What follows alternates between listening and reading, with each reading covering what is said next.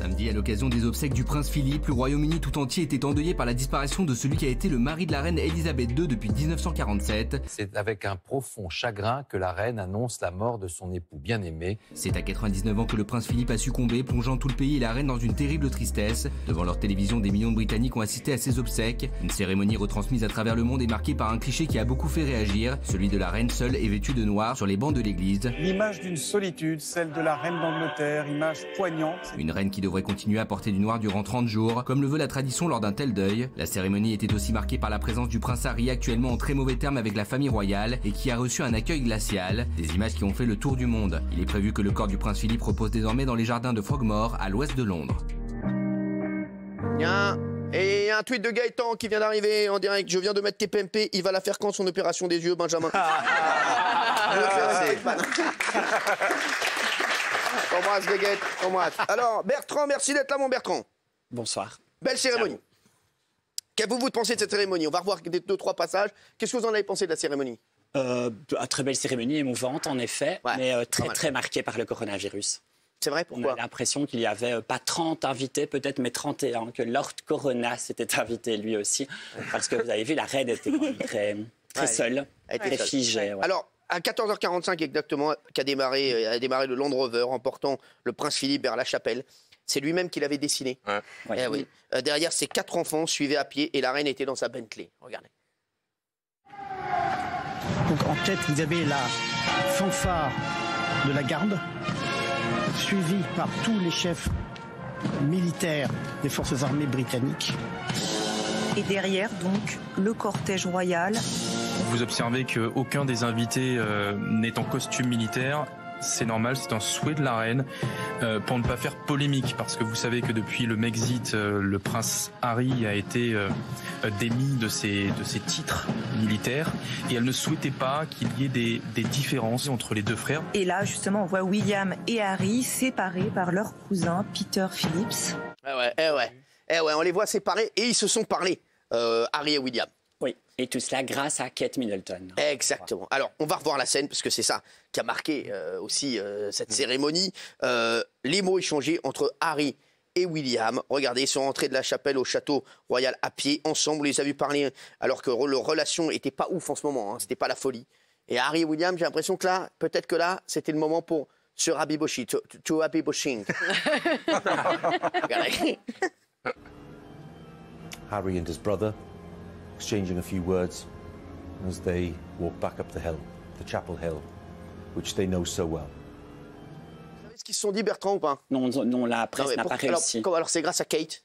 C'est grâce à Kate, on voit très bien que c'est Kate qui le ramène en quelque sorte. Elle est bien, cette Kate. Hein. Elle est très fine, Kate, elle est très rusée. J'ai vu, elle a fait un régime, Dieu bénisse. Non, c'est vrai que je ne comprends rien. Non, mais j'adore Kate Middleton. Oui, et il y a surtout un message qui a été envoyé par la reine auprès de Kate. Je crois que Stevie ici doit savoir à quel point la reine, elle ouvre ses coffres à bijoux avec parcimonie. Ouais. Elle prête très peu. Et là, elle a prêté à Kate Middleton pour la cérémonie un rang de perles, 4 rangs de perles plus exactement. Alors, c'est pas anecdotique, loin de là. C'était un bijou ostentatoire. C'était un bijou que l'on devait voir. 4 rangs de perles, elle lui a donné? Oui, elle lui a prêté. Un boulier, elle lui a donné. Ça. Oui, voilà. Et c'était en quelque sorte une façon de montrer au monde, parce qu'elle savait très bien que Kate allait être scrutée par les caméras du monde entier, qu'elle fait en quelque sorte de Kate Middleton son héritière. Ça c'est fort. Ça, le collier, sans rigoler, mais Kate Middleton, elle doit être comme une folle. Elle se dit, ça va être moi la patronne bientôt. Elle était très royale quand même. Magnifique. Kate, elle a pris le costume. Hein. Kate, elle est plus royale que mais c'est la future reine d'Angleterre. C'est la future reine d'Angleterre. Parce que le prince Charles, quand bien même il devient roi, Camilla ne sera que princesse consort. Elle aura le même statut que le prince Philippe. On va la sortir. En revanche, Kate... C'est la princesse, on la prend, on la sort. C'est la princesse, on la sort. En revanche, Kate aura le titre de reine d'Angleterre. Non, c'est fou, hein? Non, mais c'est dingue. Ah, si, c'est dingue. Ce sera la reine-mère, mais ce sera pas la reine. S'il vous plaît, on a un renégat, un rebelle qui veut parler. Oui. Pourquoi Meghan n'était pas là? Parce que certains parlent de sa grossesse. On a du mal à y croire. On a l'impression que c'est à cause des tensions. Comment ça se fait qu'elle vient pas, Meghan? Ça l'arrangeait elle-même. Elle ne redoutait pas tellement, dit-on, les réactions de la famille royale. Elle redoutait plus les réactions de la presse tabloïde. Il faut bien se dire en Angleterre que la presse est le premier des pouvoirs. C'était surtout la presse, dont elle a besoin d'ailleurs. Pour faire carrière, elle a besoin de la presse. En Amérique, ils ont besoin. Mais la reine, elle n'avait pas envie de la voir, non? Disons que la reine, elle a d'autres chats à fouetter à l'heure actuelle. C'est vrai. Et Kate et Meghan, elles s'entendent bien ou pas? Apparemment, non. Entre la duchesse de Sussex et la duchesse de Cambridge, ce n'est pas le grand amour. Ah ouais, c'est vrai qu'elles peuvent pas se blairer, ouais. Disons qu'il y a Kate qui incarne la tradition, qui incarne la couronne, la monarchie. En face d'elle, il y a une américaine qui est un peu enfant gâtée. Ah ouais, c'est vrai. Vous êtes plus Kate ou Meghan, vous? Je suis à fond Kate Middleton. Ouais. Et c'est pas un message. Je l'ai vu à votre veste. C'est une phrase des d'amour. Ça, c'est anglais. C'est English, là, oui. Elle a fait envoyer... Alors, elle a regardé en live stream, Meghan, et elle a fait envoyer une couronne de fleurs avec des chardons pour la marine. Elle était passionnée de calligraphie. Elle a fait un mot. Voilà, mais c'est la seule chose qu'elle a faite, de loin, certainement. Et son histoire, pour moi, c'est pipo-pipo de la grossesse avancée. Oui. Tout ça est très vrai, mais moi, ça me gêne. C'est des obsèques et il n'y avait pas une once de sincérité. C'était que de la mise en scène. La reine toute seule, les deux frères qui se reparlent comme par hasard. Là, vous nous dites les bijoux. Un petit Prozac. À travers les obsèques, on avait l'impression que c'était la monarchie, la royauté. L'image très forte de la cérémonie, c'est bien sûr celle de la reine en noir. Elle est assise seule sur son banc. À cause des restrictions sanitaires, elle n'était pas filmée pendant la cérémonie. Mais plusieurs photos sont sorties. Regardez. Voilà. Et c'est vrai que... Je vois bien qu'elle est pas mal. C'est la première fois en 59 ans de règne que l'on s'aperçoit vraiment que cette femme qui règne sur 140 millions de sujets à travers le globe, c'est la première fois où on a l'impression qu'elle ne porte plus cette cuirasse. C'est ça. Qui fait d'elle une reine de Grande-Bretagne, du Royaume-Uni et d'Irlande. C'est la première fois qu'on la voit essuyer ses larmes.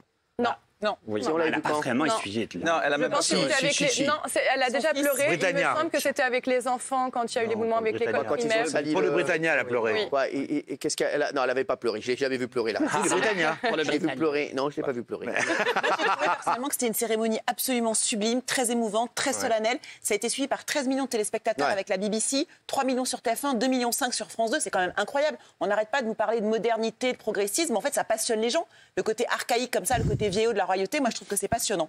Alors, la reine de la politique, Laurence Sailly. Ah oui, non, mais moi, je ne peux pas entendre que c'était une mise en scène parce que vraiment, c'était très touchant. Et en plus, je trouve que c'est tellement dur, justement, d'être filmé dans ces moments-là. Parce que c'est les moments de déchirement et la terre entière vous regarde. Donc, je pense que dire que c'était une mise en scène, c'est assez... C'est pas de la mise en scène, c'est du protocole. C'est du protocole, voilà, oui, c'est du protocole. Oui, la monarchie est régie par le protocole. Si on peut regarder un petit peu la mise en beauté de la reine, tu vois bien que ça peut pas être un truc mise en scène parce qu'elle tient tellement à son image que tu l'aurais vue pimpante, un peu plus maquillée. Là, on voit bien qu'elle a vraiment grise mine, ça va pas du tout. Elle est pas maquillée, ça va.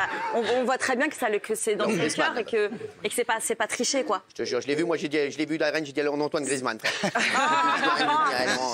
D'ailleurs, je l'embrasse, mon Antoine d'amour.